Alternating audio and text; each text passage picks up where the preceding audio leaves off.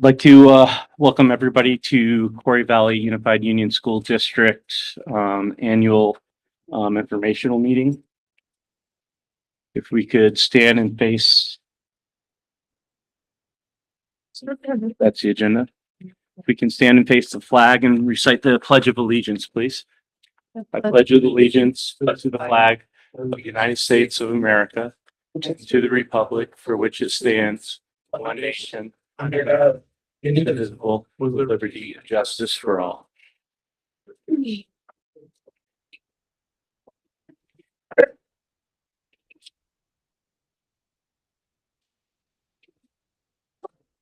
you want me to read this?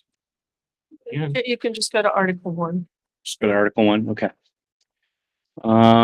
Article 1, to elect a moderator for a term of 1 year. I'll nominate Mike Mosier. All right, we have a nomination on the floor. Are there any others? No? Okay. All in favor of Mike Mosier being the moderator for 1 year, say aye. You have to raise your card. Any opposed? So moved. Thank you, Eric. Good evening, everybody. We're going to change the agenda slightly here because it's a little, the flow will be better. So what we're going to do is we're going to go to Article 3 and 4, and then we'll come back to Article 2. So Article 3 is to elect a treasurer for the term of 1 year for Quarry Valley. They'll take nominations for a treasurer. You have Jasmine? Jasmine? Do we have any other names? Patty Coolidge. Coolidge? Okay, Patty Coolidge. Do you have any other names? Okay. All those in favor of Jasmine, please show by a lifted card. Lift it up high so I can see. Okay, those in favor of Patty Kulik. 2. Okay. Yes, Jasmine, you've been nominated as treasurer. To elect a clerk for the term of 1 year. I'd like to nominate Betsy Westcott. Betsy Westcott. Betsy Westcott. Okay, do we have any other nominations for clerk? Seeing none, all those in favor of Betsy Westcott, please do the best. Okay, any opposed? Thank you, Betsy. You accept that, Betsy? Yes. Okay, you accept that, Deb? Now we'll go back to Article 2, which is to hear the reports of the school board and district officials that act therein. So we have our superintendent here, Christopher Sells here. We have school board member. Introduce yourself. Lisa Meisler Proctor. Sarah Lonis Patulik, Proctor. Eric Heyer Pontley. Pat Davenport Poltney. Callahan. I'm Callahan, Rutland. Mike Mosier, West Rutland. And we have, where's Lewis? I think Lewis is the man. There he is, right there. Got a tie on. Yes. Tie on. He come right up here. So after Lewis, or let Lewis do his presentation first, okay? And then if you have a question, what we'd like you to do is to stand and say your name and the town that you're from. And the reason we have to do that is so we can record for the record. So if you would, and then Lewis will follow up as necessary from there. So I'll turn the time over to Lewis.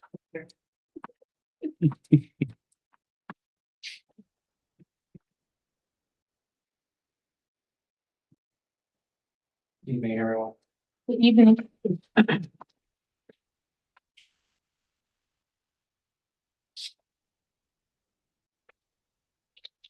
So there was a lot of information that was put out to the public. So if you haven't already, please grab one of the booklets. There's extras out here. There was also a flyer that was mailed to everybody's home. Looks like this. This is also a copy of that up there. And then we also have another information packet or information sheet, which is being distributed. There's some out there. It's also on our website. It just explains the CLA, common level appraisal, and the impacts on your tax rate. Very important information this year. So the budget that's being presented by the school board tonight shows an expense that is up by 1.5%. The board and the administrators worked hard to put forward a budget that takes into account all of the information that is going on in the state and trying to put out a budget that's fiscally responsible. There's a lot of pressures this year as well as in prior years with inflation in contracted wages and benefits that are driving budgets up, as well as inflation in many other areas, including repairs, fuel oil, supplies, all of those pressures. And so the budget that we're putting forward tonight at 1.5% increase took a lot of work to get there, but it's reflective of the environment that we're in and trying to put together a tax rate that is not going to negatively impact our taxpayers. Really, the work that the board does and the administration does really ends there. After that point, there's a lot of factors that impact our tax rate that are outside our control. And then I'll walk you through those steps and explain where we ended up. So per pupil education spending, it takes the amount that we need to raise in property taxes divided by the number of pupils. And this year we're seeing a decline in enrollment as well as a decline in local revenues, which is driving up our education spending per pupil. And so we're looking at a per pupil spending increase of 4.91%. And you will see that number on the ballots. So we have on the ballot, you'll see a couple different numbers. You'll see the total expense, which is what the board approved, as well as a spending per pupil and an increase on spending per pupil. And so that's an important factor that you'll see on the ballot. Go to the next slide.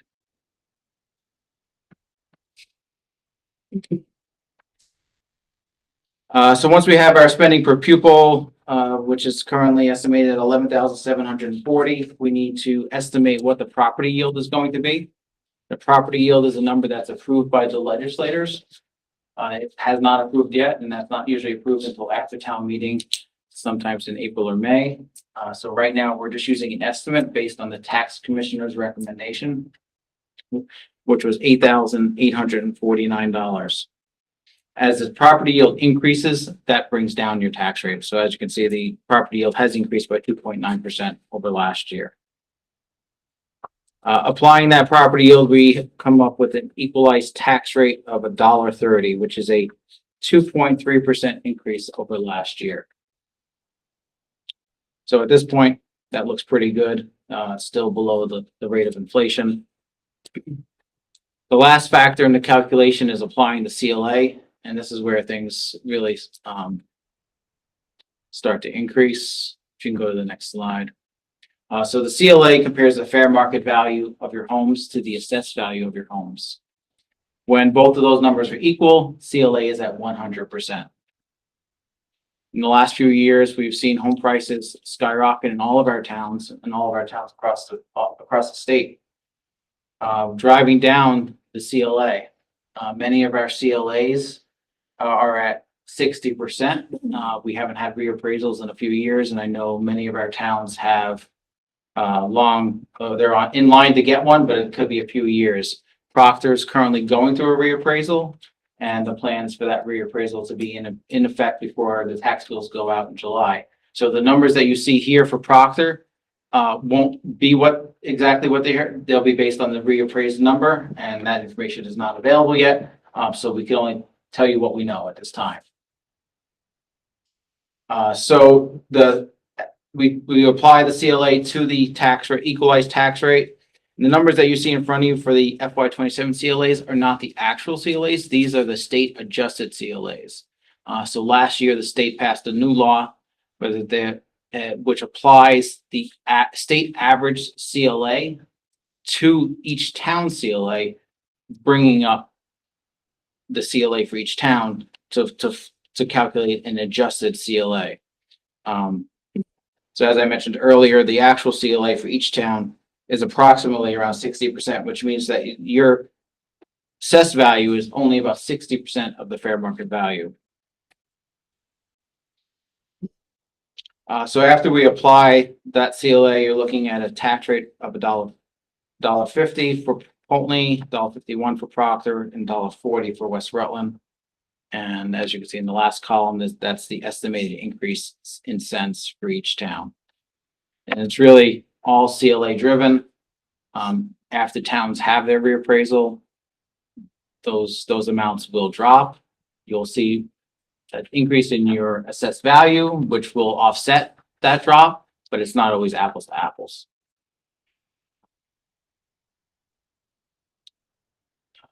That's really everything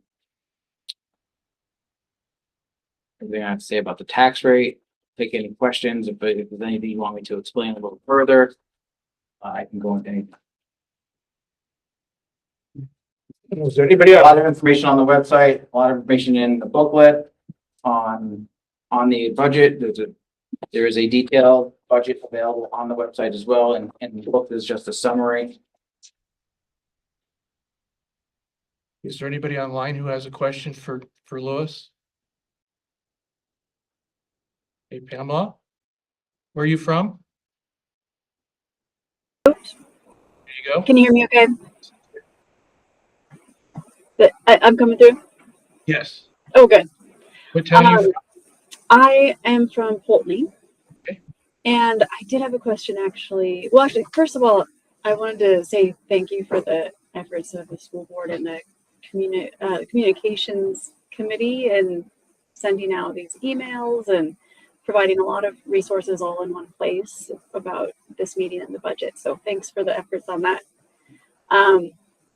I had a question on the detailed budget for, I don't know if anybody has it right there in front of them, but it's page 13, district-wide, just some line items I'm just curious about.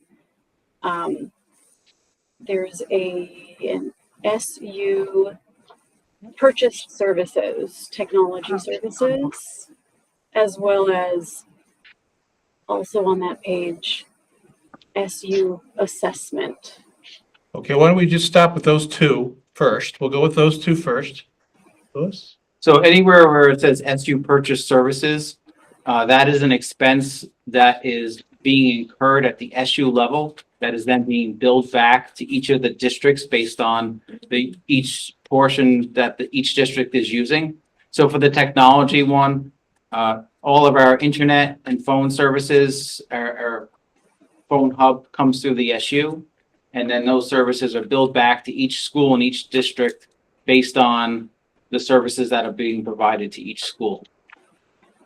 For the assessment, that's similar, but not exactly. So the assessment is actually based on an allocation metric and not a bill back based on services being rendered. So also on the website is the SU budget, and it's broken down into two sections. There's a general fund and a special ed fund. And so the general fund is for the superintendent's office, the business office, technology, and curriculum. And then special ed is all special ed services, both in school as well as out of district. And so each of those budgets is allocated, a portion is allocated to each district based on a different metric. For the general fund, it's based on ADM.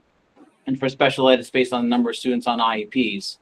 And so for each district, they pay a portion of that to the SU based on that metric. Okay, thank you. Did I answer all your questions, or? That's all I had for now. Yep. Thank you, Pamela. Anybody else online have a question? Hearing none. Any from those who are in attendance? All right, I think you're off there. Oh.